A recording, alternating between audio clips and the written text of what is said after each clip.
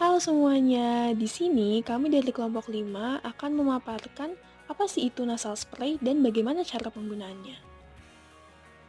Anggota kelompok 5 terdiri dari Jasmine Desnita Amelinda S dengan NIM 117, Afia Azahra AWK dengan NIM 118,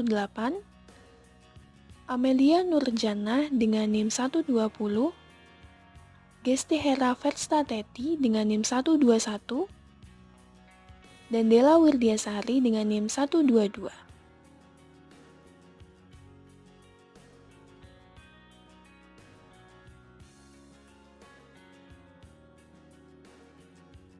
Ini adalah bagian-bagian dari nasal spray. Di bagian paling atas, terdapat penutup yang berfungsi untuk melindungi bagian tip pompa semprot agar tidak terkontaminasi dengan bakteri ataupun kotoran dari luar.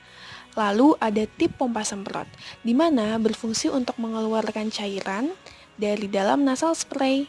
Lalu, terdapat pompa penyemprot berfungsi sebagai alat atau bagian pompa yang berfungsi untuk mengeluarkan cairan saat digunakan. Lalu ada leher pompa semprot dan ada botol untuk menyimpan cairan nasal spray.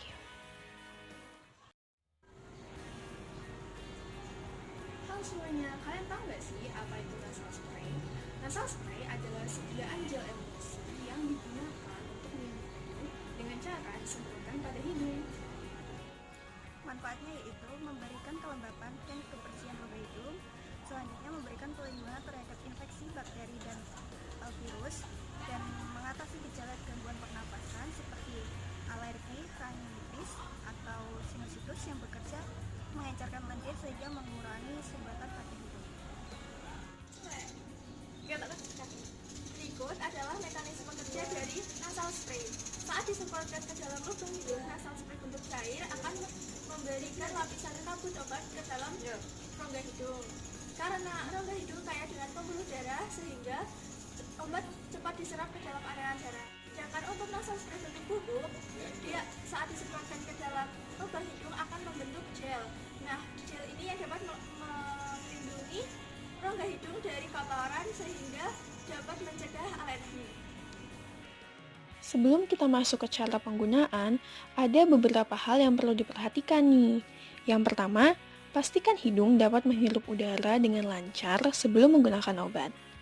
Lalu yang kedua, untuk menghindari kontaminasi, jangan menyentuh ujung bagian botol. Lalu yang ketiga, jangan menghirup udara terlalu keras ketika menggunakan obat, karena ada kemungkinan obat dapat tertelan. Lalu yang keempat, jangan berbagi semprotan hidung dengan orang lain.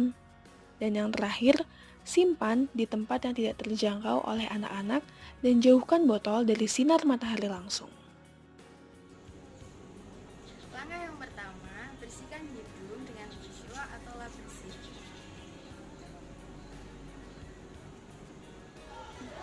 Langkah yang kedua, cuci tangan dengan sabun dan air mengalir.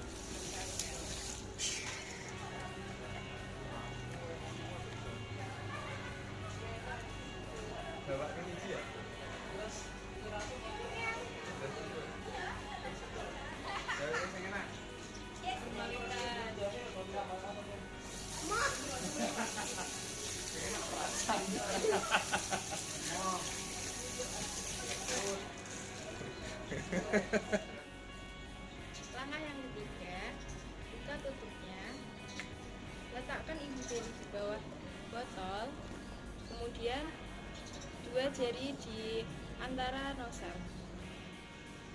Langkah yang keempat, lakukan tes alat dengan cara menekan nozzle 5-6 kali ke arah luar sampai keluar kabut atau asap. Langkah yang kelima, setelah cek alat, tundukkan kepala ke bawah dan posisikan alat tegak lurus dengan hidung. Langkah yang keenam, masukkan nozzle ke dalam hidung bagian kanan dan tutup hidung bagian kiri. Kemudian posisikan nozzle yang masuk ke dalam hidung ke arah dinding hidung. Kemudian tekan dan hirup secara bersamaan. Kemudian keluarkan melalui mulut seperti ini.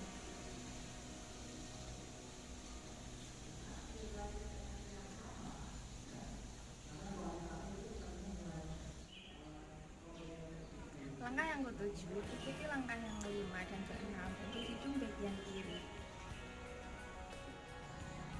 Kemudian langkah yang terakhir, kita bersihkan alat.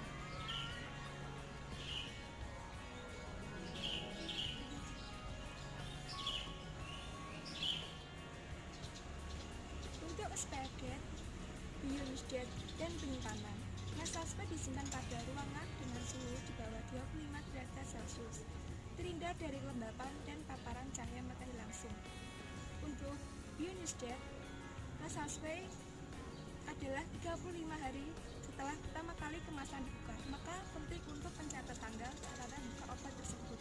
Dan expired date nasal spray yaitu 2 tahun setelah obat ini diproduksi.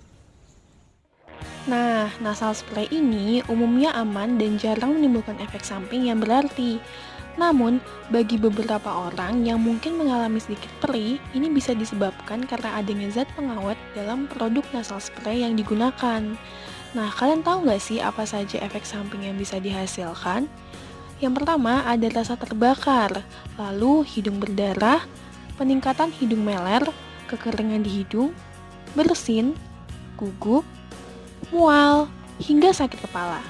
Jika ada efek samping yang tidak kunjung mereda atau parah, segera hentikan penggunaan dan temui dokter untuk mendapatkan penanganan ya. Nasal spray memiliki banyak keunggulan. Nah, salah satunya seperti penyerapan cepat karena obat langsung diserap melalui mukosa hidung sehingga memberikan efek yang cepat. Lalu non-invasif yaitu tidak memerlukan injeksi sehingga lebih nyaman bagi pasien dan tepat sasaran karena ideal untuk kondisi yang mempengaruhi saluran pernapasan atas.